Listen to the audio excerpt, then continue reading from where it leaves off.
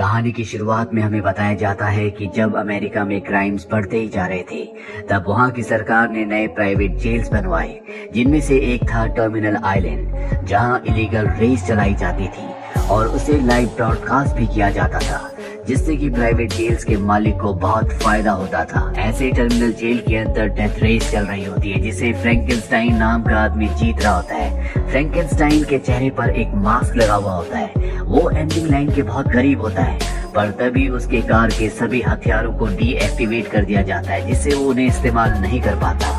वहीं पीछे से दूसरी कार में जो नाम का एक शख्स होता है, वो भी इस रेस को जीतना चाहता है, इसीलिए जो फ्रैंकेनस्टाइन की कार को टक्कर मारता है। कार में फ्रैंकेनस्टाइन उसके पार्टनर केस से कहता है कि तुम कार से उतर जाओ, ये लड़ाई मेरी है।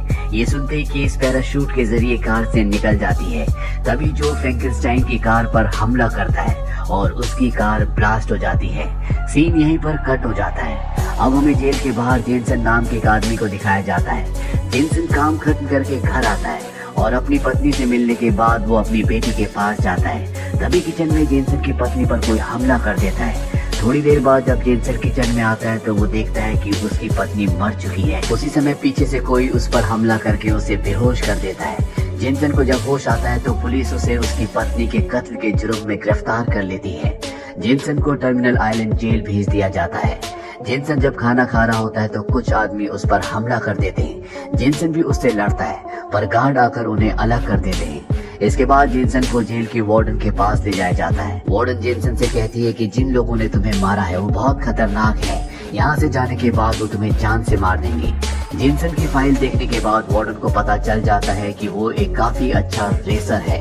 वार्डन जेनसन को बताती है कि यहाँ पर डेथ रेस की जाती है, जिसमें खिलाड़ी अपनी जान की बाजी लगाकर एक खतरनाक कार रेस में हिस्सा लेता है। सारे कैदियों के बीच 5 राउंड्स होते हैं। अगर कोई 5 राउंड जीत जाता है तो उसे जेल से आजाद कर दिया जाता है, भले उसका जुर्म कितना भी बड़ा क्यों ना हो। वार्डन उसे फ्रैंकेनस्टाइन के बारे में बताती है कि कार रेस के दौरान उसका पूरा चेहरा जल चुका था, इसीलिए वो हमेशा मास्क पहन कर रखता था। ऑडियंस को उसके लौटने का इंतजार है, और वो लोग ये बात नहीं जानते कि पिछली रेस के बाद ऑपरेशन के दौरान उसकी मौत हो गई। वार्डन जेनसन से कहती है कि अगर तुम फ्रैंकेनस्टाइन बनकर रेस में पार्टिसिपेट करते हो तो तुम्हें बस एक ही राउंड पार करना होगा, जिसके बाद तुम आजाद हो जाओगी। वार्डन कहती है कि ऑडियंस को नहीं पता चलना चाहिए कि फ्रैंकेनस्टाइन मर चुका है, वरना शो की टीआरपी गिर जाएगी। जेनसन उसकी बात नहीं मानता, वो उसे इनकार कर देता है। वार्डन उसे बताती है कि तुम्हारी बेटी को किसी और ने अडॉप्ट कर लिया है। वो कहती है कि अगर तुमने ये ऑफर मना किया तो तुम्हारी बेटी हमेशा किसी और को पिता कहेगी। ये सारी बातें सुनने के बाद जेनसन बहुत सोचता है और रेस में हिस्सा लेने के लिए मान जाता है। इसके बाद वार्डन जेनसन को उसके असिस्टेंट और कोच से मिलवाती है। कोच उसे रेस के बारे में सारी जानकारी देता है। जेनसन का असिस्टेंट उसे जो के बारे में बताता है कि जो बहुत ही खतरनाक ड्राइवर है, वो किसी को मारने से पहले सोचता भी नहीं। रेस के दौरान वो जितने लोगों को मारता है उतने ही कट्स वो अपने चेहरे पर बनाता है। कोच जेनसन को बताता है कि इस रेस के 3 स्टेजेस रहेंगी। पहली 2 स्टेजेस में बस तुम्हें अपने आप को बचाते हुए फिनिशिंग लाइन तक पहुंचना है, और आखिरी रेस तुम्हें स्पीड के जरिए जीतनी होगी।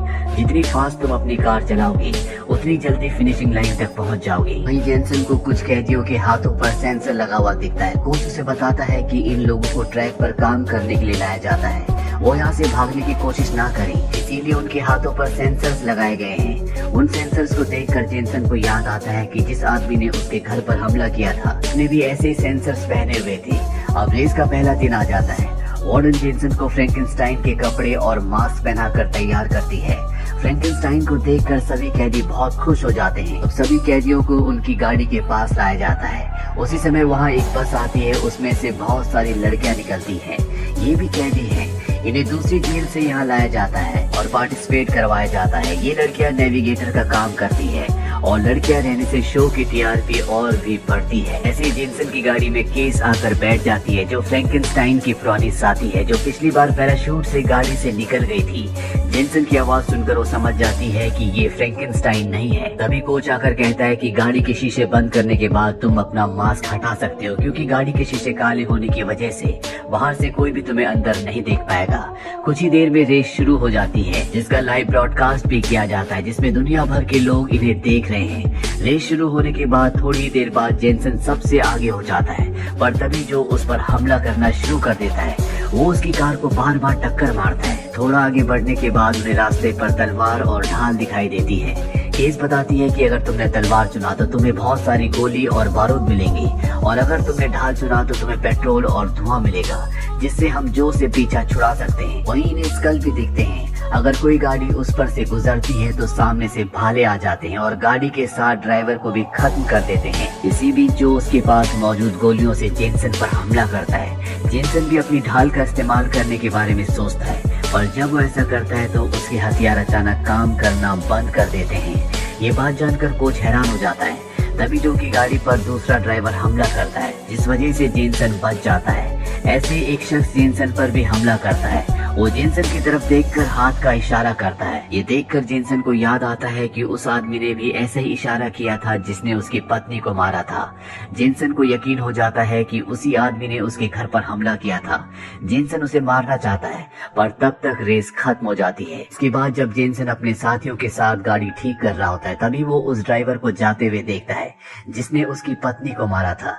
जेनसन उसके पीछे जाता है और इन दोनों के बीच में फाइटिंग शुरू हो जाती है। जेनसन उस ड्राइवर को जान से मारने वाला होता है कि तभी एक पुलिस ऑफिसर आकर जेनसन को बेहोश कर देता है। यहाँ से कहानी फ्लैशबैक में जाती है और यहाँ पर हमें पता चलता है कि वार्डन के कहने पर पुलिस ऑफिसर ने इसी ड्राइवर की मदद से जेनसन की वाइफ का कत्ल किया था और जेनसन को फंसाकर जेल में लाया गया था ताकि वो फ्रैंकेनस्टाइन बनकर हिस्सा ले। अब अगले दिन स्टेज 2 स्टार्ट होता है। तभी ड्राइवर्स फौरन आगे चले जाते हैं, पर जेनसन जानबूझकर सबसे पीछे रहता है। वो केस से वार्डन के बारे में पूछता है। केस उसे बताती है कि वार्डन बहुत ही शातिर औरत है। उसने मुझे कहा था कि मैं फ्रैंकेनस्टाइन के सारे हथियार डिसेबल कर दूं, और अगर मैंने ऐसा किया तो वो मुझे आजाद कर देगी। वार्डन चाहती थी कि फ्रैंकेनस्टाइन ये रेस हार जाए और उसे आजादी ना मिले, ताकि इस गेम की पॉपुलैरिटी ऐसी कायम रहे। ये सारी बातें सुनने के बाद जेनसन बहुत गुस्सा हो जाता है और वो अपनी गाड़ी बहुत स्पीड में चलाता है और सबसे आगे निकल जाता है। वो उस ड्राइवर पर हमला करता है जिसने उसकी पत्नी को मारा था।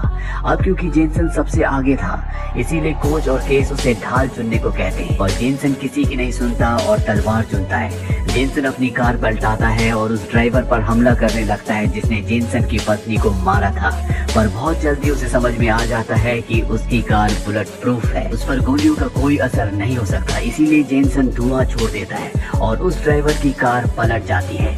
जेनसन अपनी गाड़ी रोकता है और बाहर आकर उस ड्राइवर को मार देता है। जेनसन ने यहाँ पर रूल्स तोड़ दिए क्योंकि रेस के दौरान कोई भी गाड़ी से बाहर नहीं आ सकता। इसीलिए वार्डन यहाँ पर मॉन्स्टर ट्रक भेजती है। ये ट्रक सभी गाड़ियों पर हमला कर देता है और एक एक करके मॉन्स्टर ट्रक सभी को मार रहा होता है। उसी समय जेनसन कोच को जे से उसकी बात करवाने को कहता है। जेनसन जो से कहता है कि हमें मिलकर इस ट्रक का सामना करना होगा। जो भी इस बात के लिए मान जाता है। ये दोनों मिलकर उस ट्रक को दोनों तरफ से घेर लेते हैं और ट्रक ड्राइवर का ध्यान भटकाने की कोशिश करते हैं। थोड़ा आगे जाने पर ये दोनों स्कल पर उनकी कार टच करते हैं, जिससे वहाँ से भाले ट्रक के सामने आ जाते हैं और वो ट्रक पूरी तरह से तबाह हो जाता है। सेकंड स्टेज में सिर्फ जेनसन और जो ही बचते हैं, यानी फाइनल राउंड इन दोनों के बीच होगा। थोड़ी देर बाद जब जेनसन अपने साथियों के साथ अपनी गाड़ी ठीक कर रहा होता है तो वहाँ पर जो आता है। असल में जो को फ्रैंकेनस्टाइन से मिलना था, पर जेनसन की आवाज सुनकर वो समझ जाता है कि फ्रैंकेनस्टाइन अब मर चुका है और उसकी जगह जेनसन ने कार रेस में हिस्सा लिया है। दूसरी तरफ वार्डन को बहुत गुस्सा आ रहा होता है क्योंकि जेनसन अब उसके लिए खतरा बनता जा रहा है। वो पुलिस ऑफिसर को जेनसन को मारने का ऑर्डर दे देती है। अगले दिन पुलिस ऑफिसर जेनसन की कार में एक बॉम्ब फिट कर देता है और अब फाइनल रेस शुरू होने से पहले जेनसन जो से मिलने जाता है। वो उससे बात करना चाहता है, पर जो उससे बात करने से साफ साफ मना कर देता है। इसके बाद जब जेनसन फ्रैंकेनस्टाइन के कपड़े पहनकर तैयार हो रहा होता है, तभी वार्डन वहाँ पर आती है और उसे उसके रिहाई के पेपर्स दिखाती है और कहती है कि तुम्हें बस कैसे भी करके इस रेस को जीतना होगा। अब जब जेनसन गाड़ी में बैठता है तो केस उसे बताती है कि मुझे वार्डन ने कहा है कि अगर तुम रेस जीतने वाले होंगे तो मैं तुम्हें रेस जीतने ना दूं। केस की बातों से जेनसन को अंदाजा हो जाता है कि वार्डन उसे रेस जीतने नहीं देगी। थोड़ी देर बाद डेथ रेस का आखिरी पड़ाव शुरू हो जाता है। जेनसन जू से आगे जा रहा होता है। वो बहुत स्पीड में अपनी गाड़ी चलाता है। जेनसन तलवार और ढाल दोनों हासिल कर लेता है, पर जब वो उन्हें इस्तेमाल करने की कोशिश करता है तो वो काम नहीं करती। वार्डन ने जेनसन की गाड़ी के सभी हथियारों को डीएक्टिवेट कर दिया था। वही जो के हथियार सही चल रहे होते हैं, लगातार जेनसन पर हमला कर रहा होता है। इसी बीच जो जेनसन की गाड़ी को बहुत जगह से तोड़ देता है। अचानक जो जेनसन को मारने के लिए एक बड़ा रॉकेट छोड़ता है, पर जेनसन उस रॉकेट से बच जाता है। रॉकेट एक दीवार पर लगता है और वहाँ पर बहुत बड़ा ब्लास्ट होता है जिससे हर जगह धुआं फैल जाता है। जब धुआं कम होता है तो सभी देखते हैं कि दोनों गाड़ियां ट्रैक पर नहीं है, वो वहाँ से गायब हो गई है। उसी समय उन्हें पता चलता है कि ये दोनों गाड़ियां जेल से बाहर जा रही हैं, मतलब जो और जेनसन भागने की कोशिश कर रहे हैं। वार्डन ये देखकर परेशान हो जाती है और वो बहुत डर भी जाती है। वो लाइव ब्रॉडकास्ट को रुकवा देती है। वार्डन हेलीकॉप्टर को उसका पीछा करने को कहती है।